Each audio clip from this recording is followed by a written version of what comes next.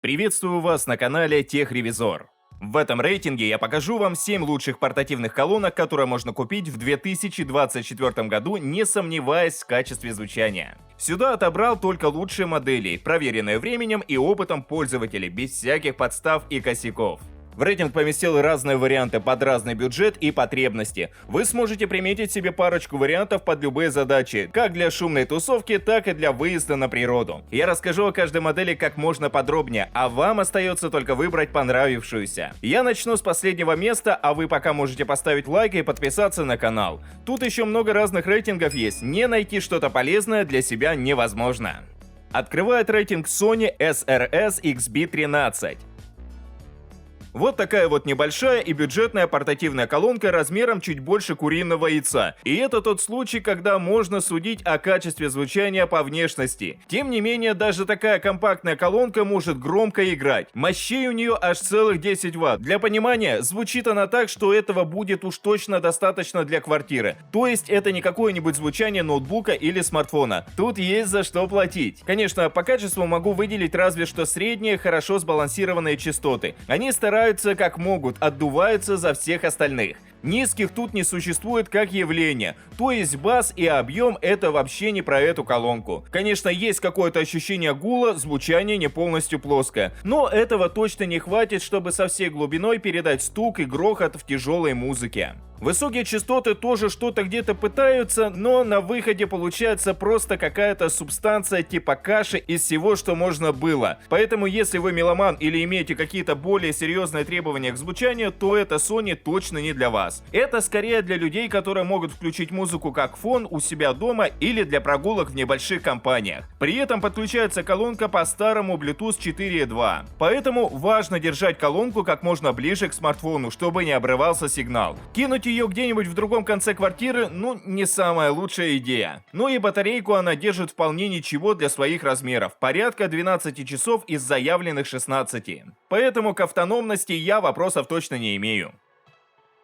Чуть лучше будет Xiaomi Mi Portable Bluetooth Speaker, она и выглядит сильно солиднее. В карман такую точно не запихнешь, в рюкзак разве что, но помимо внешки тут мы получаем и улучшенное звучание относительно прошлой Sony. Достаточно лишь того, что внутри у Xiaomi стоит два полноценных динамика мощностью по 8 Вт, то есть в совокупе тут уже 16 Вт полноценного стереозвучания. Конечно, под запрос звучания 360 градусов она точно не подходит, но даже эти два динамика играют сильно лучше прошлой Sony. А если 360 надо, то можно объединить две таких Xiaomi, создать стереопару и поставить в разных сторонах. Так можно прям бодро раскачать какую-нибудь небольшую компанию друзей. Хотя и одна колонка тоже обеспечит вам вполне насыщенную музыку всеми уровнями частот. Но опять, что низкие, что высокие, далеко не предел мечтаний. Просто по сравнению с Sony они звучат действительно лучше. Чувствуется больше детализации, глубины. Можно даже включать какой-нибудь хип-хоп, а не только Бузову. Поэтому если вы имеете хотя бы какие-то минимальные требования к качеству звука для воспроизведения музыки у себя дома, то лучше рассмотреть вот эту Xiaomi. Только заряд она держит чуть поменьше, около 8 часов при заявленных 13. Но это не так страшно, так как без проблем можно подключить ее к питанию и она продолжит играть. Больше удобств доставляет подключение по Bluetooth 5.0. Конечно, и 5.0 это не самая последняя версия, но по сравнению с 4.2 можно уже смелее отходить от колонки с телефоном в кармане без потери сигнала. Поэтому где-нибудь дома или в поездке эта колонка прям неплохо закрывает задачу по просто хорошему воспроизведению музыки.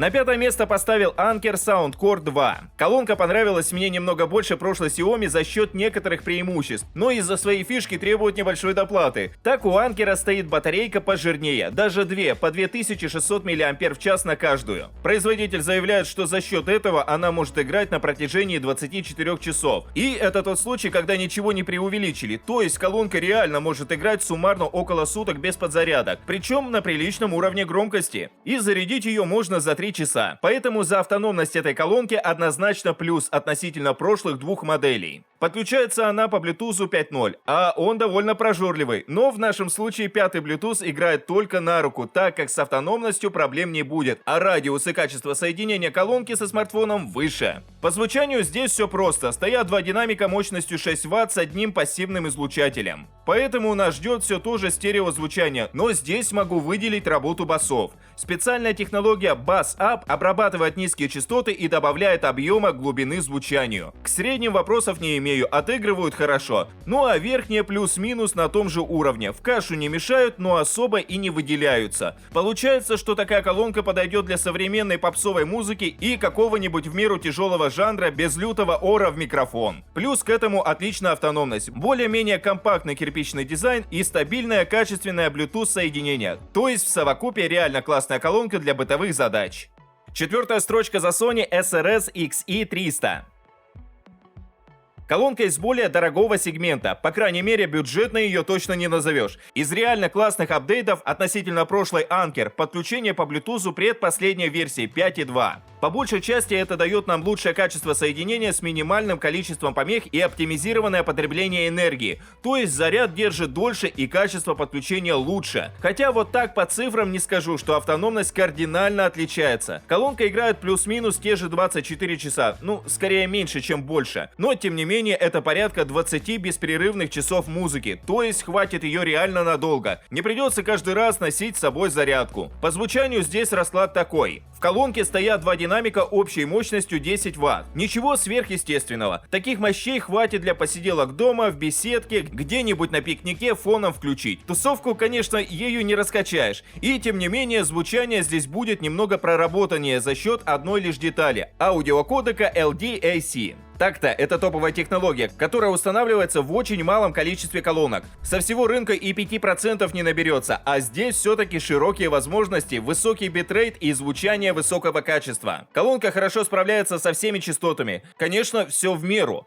Для среднестатистического пользователя будет достаточно и качества, и громкости звучания. Оно здесь и более глубокое, насыщенное. Хорошо звучит во всех жанрах музыки. Но выкручивать ее на 100% и требовать превосходных амплитудно-частотных характеристик я бы не стал. На третье место поставил авторитетный и всем известный бренд в мире акустики JBL Flip 6.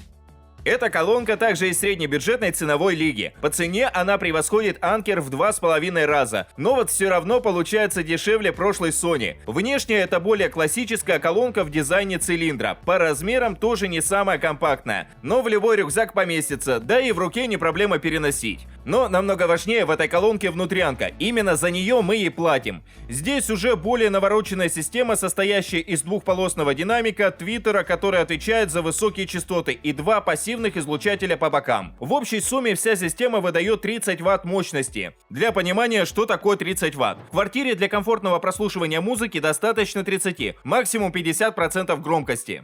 Далее уже на улицу, на пикник, в беседку, на поляну, в поход, на спортивную площадку. В общем, звучит колонка реально громко. Ну и, конечно, старается делать это качественно. Я хоть и не меломан, но лично мне немного не хватило низов. Поэтому любители жесткого баса не будут на 100% довольны таким звучанием. А в целом, колонка уверенно играет любой жанр музыки. Конечно, нет ощущения звучания на 360 градусов, но есть одна классная функция – Party Boost, которая как раз позволяет соединить две такие колонки.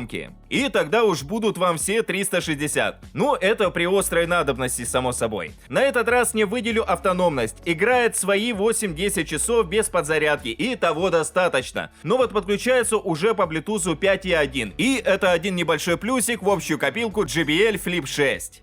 И под конец на первое место я решил поставить прям топовые модели со всего рынка портативных колонок. Это не бюджет и не среднебюджетный сегмент. Они прям хорошо так стоят. На втором месте топа расположился Marshall Acton 3. Бренд с хорошим авторитетом на рынке акустики в целом. Думаю, вряд ли у кого-то не будет к ним доверия. Но тут есть одно важное уточнение. Колонка не имеет аккумулятора, то есть она запитывается, подключается к устройству по Bluetooth и играет. Не слишком это смахивает на портативную колонку, но, например, если у вас нет задачи таскать ее везде с собой на прогулки, на природу и спортплощадки, а просто пользоваться ею где-нибудь у себя дома, в беседке, на даче, то это вообще никак не помешает включить музыку именно с такой колонки. Если вас такой расклад устраивает, идем дальше.